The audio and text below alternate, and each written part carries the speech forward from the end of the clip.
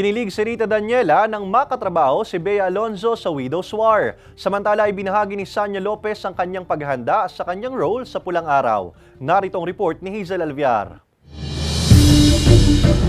First time makatrabaho ni Rita Daniela si Bea Alonzo, kaya naman na-excite daw siya at kinilig nang maka-eksena niya ito. Itinuturing niyang big comeback sa showbiz ang pagiging bahagi ng murder mystery series sa Widow's War. Matatandang 2 taon din siyang nagpahinga sa pag-arte ng isilang niyang kanyang anak. Ano kaya ang magiging connection niya sa karakter ni Bea na si Sam Castillo? Abangan ang kakaibang karakter at acting skills ni Rita sa Widow's War, 8:50 p.m.